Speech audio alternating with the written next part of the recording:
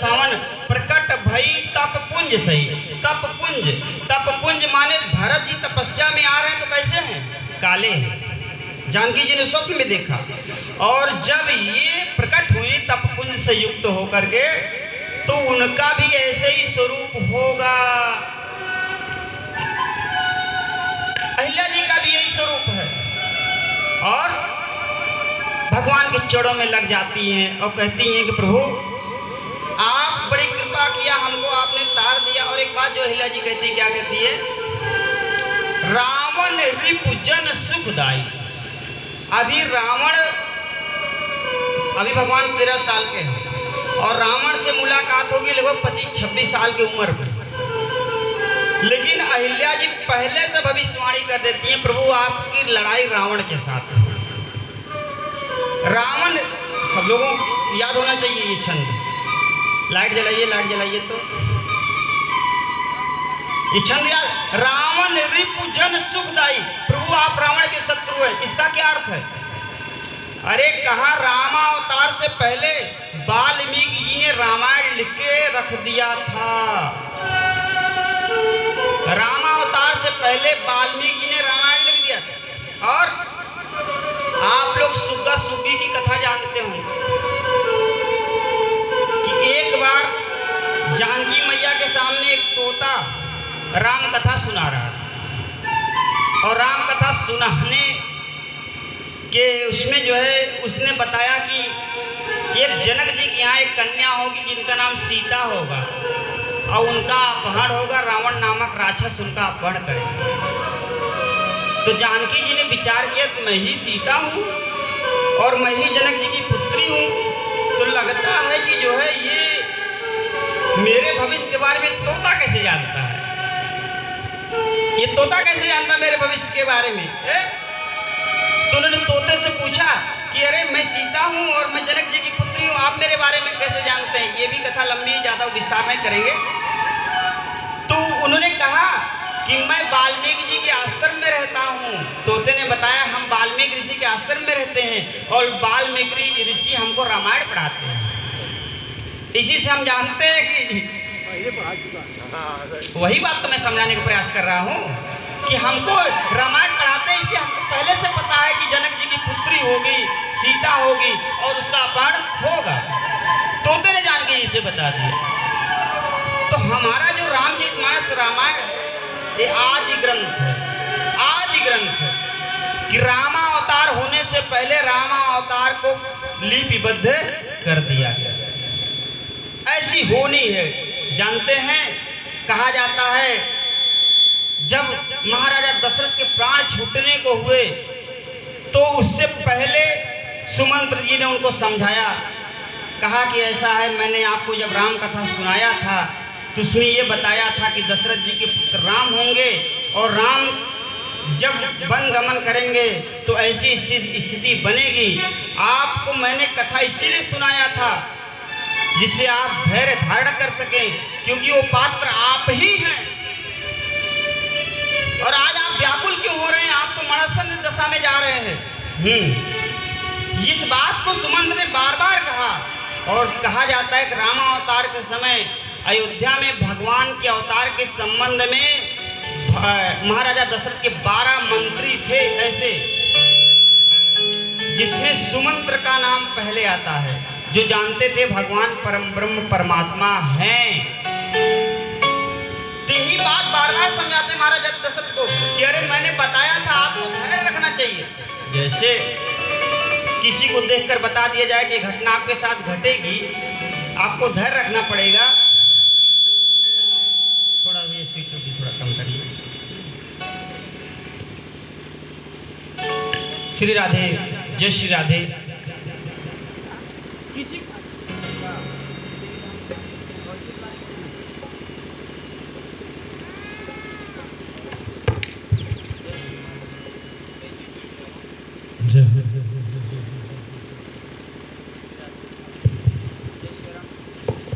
श्री राधे, जय श्री राधे।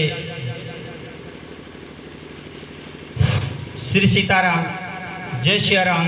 श्री राधे, जय श्री सीताराम, जय श्री राम। थोड़ा सा आवाज बढ़ाइए। श्री राधे। जैसे किसी से बता दिया जाए ये घटना आपके साथ घटेगी, आपको धैर्य रखना पड़ेगा, लेकिन वो व्यक्ति धैर्य ना रख सके, तो इसी बात को सुमंत्र जी बता रहे हैं। कहने का ये अर्थ एक रामावतार से पहले राम कथा लिपिबद्ध कर दी गई थी, और इस बात को न सिर्फ अहिल्या जी जानती हैं, बल्कि जो है जानकी जी खुद जानती हैं, तोते के माध्यम से महाराजा दशरथ जानते हैं। लेकिन वही है ना, पार्वती जी की वाणी है कि जो विधि लिखा लीलार देव दनुज नर ना खग कौन मेटन हार, कि जो ब्रह्मा जी ने विधाता ने जिस प्रकार से लिखा है वो होनी हो के रहे। सबको पता है ये लीला ऐसे होगी। क्यों लीला पता है? जैसे नौटंकी नाच जब होती है तो वहाँ इस बात को पता होता है कि हमको राजा से मिलना है, उनसे ये बात करना, उनसे लड़ाई करना, उनसे झगड़ा करना है, फिर इसके बाद जाके हम उनको मार के राज सिंहासन बैठेंगे। पात्र को पता होता है, केवल उसको ये भावना होती है इस लीला में हम कितनी बड़ी एक्टिंग कर सकें, उसको सारी जानकारी है। अब उस लीला में केवल एक्टिंग की वरीयता होती है कि हमको उसको पता होता है इनसे मिलना, ऐसे करना, वैसे करना, ये संवाद बोलना सब पता होता है, केवल एक्टिंग की वरीयता होती है। और उसी तरीके से हमारा आपका जीवन भी एक लीला है। लेकिन हम लोग जो एक्टिंग कर रहे हैं तो हम लोगों को ये नहीं पता है कि हम राइट एक्टिंग कर रहे हैं, राइट में जाने वाला एक्टिंग कर रहे हैं, लेफ्ट में जाने वाला एक्टिंग कर रहे हैं, क्या कर रहे हैं, हम लोग अज्ञानता वाला एक्टिंग कर रहे हैं। लेकिन परमात्मा के यहाँ जो था वो पूरी तरीके से मतलब सीमाबद्ध था, लिंकबद्ध था, रास्ता क्लियर था, ऐसे ही एक्टिंग हमको करनी है। सबको उनकी लीला का ज्ञान था। तो रावण रिपुजन सुखदाई, प्रभु आप रावण के शत्रु हैं, भगवान आप सबको सुख देने वाले हैं, हम पर आपने कृपा की, बहुत अच्छी बात कही। और एक जो बड़ी अच्छी बात उन्होंने कही, क्या कही? कहा मैं नारी अपावन प्रभु जग पावन रावण रिपुजन सुखदाई। मैं अपवित्र नारी और पाप से संयुक्त थी और आपने मुझ पर कृपा किया नाथ, और बड़ी ही जो है कि मैं आपके चरणों में प्रणाम करती हूँ, आपसे भक्ति चाहती हूँ। तो भगवान ने कहा कि ये बताओ भक्ति चाहती हो? श्री राधे। भगवान ने कहा भक्ति चाहती हैं तो ये बताइए कि जो है क्या मेरे लोक में जाना चाहेंगी, पति लोक में जाना चाहेंगी? तो कहा नहीं सरकार, ऐसा है कि हम तो चाहते अपने पति के लोक में जाना, लेकिन हमारे मन में एक संशय है। कहा क्या संशय है?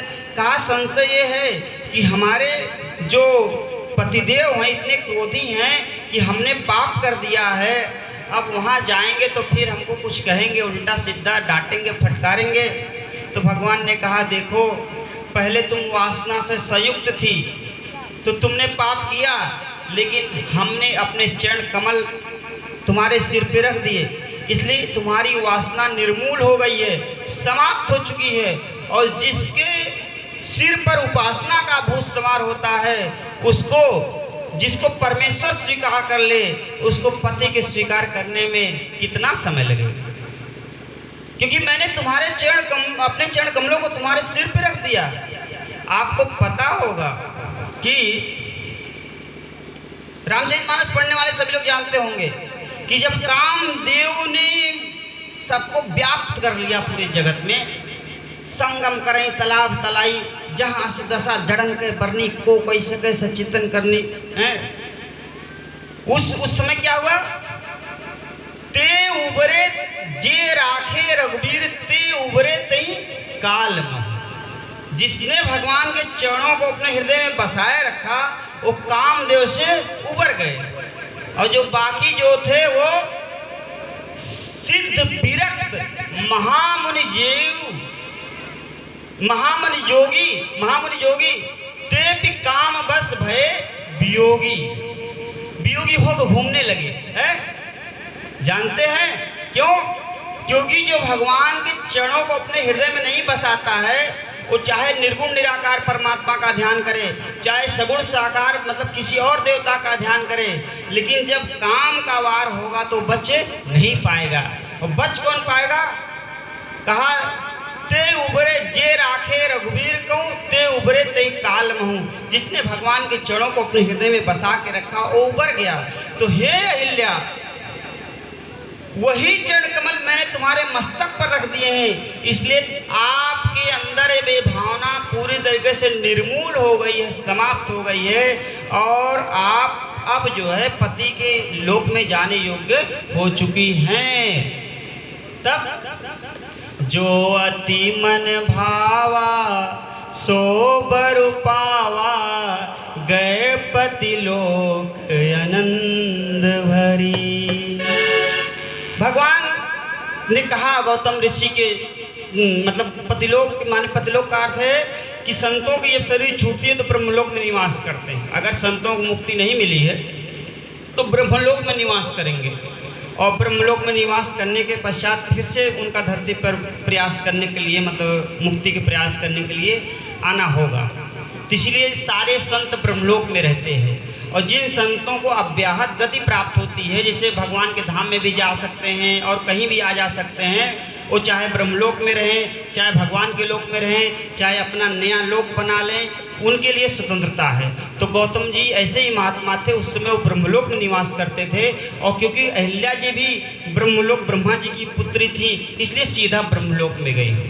तो हमारे प्रभु करुणा निधान, दया निधान, उनकी कृपा का क्या कहना कि करुणा निधान रहुआ, करुणा निधान रहुआ, जगत के दाता हैं। करुणा निधान रहुआ, जगत के दाता हैं। करुणा निधान रहुआ, जगत के दाता हैं। करुणा निधान रहुआ, जगत के दाता हैं। करुणा निधान रहुआ, जगत के दाता हैं। जगत के दाता हैं कि भाग विधाता हैं। जगत के दाता हैं कि भाग्य विधाता हैं। जगत के दाता हैं कि भाग विधाता हैं।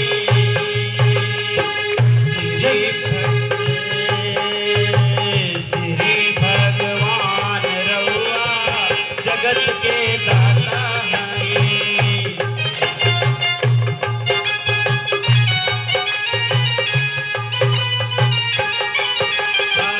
श्री भगवान रहुआ, जगत के दाता हैं। जगत के दाता हैं कि भाग्य विधाता हैं। जगत के दाता हैं कि भाग्य विधाता हैं। श्री भगवान रहुआ, जगत के दाता हैं। श्री भगवान रहुआ, जगत के दाता हैं। जय हो, तालियों की सेवा।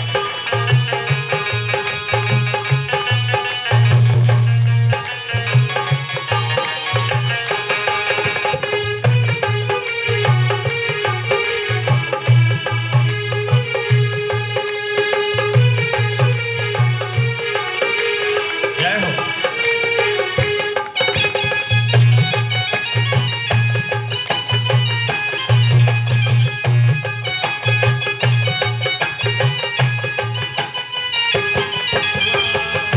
मति के फेर देनी, विपत के फेर देनी। मति के फेर दहली, मति के फेर दहली। मति के फेर देनी, विपत के फेर देनी। केवा समान रहुआ, जगत के दाता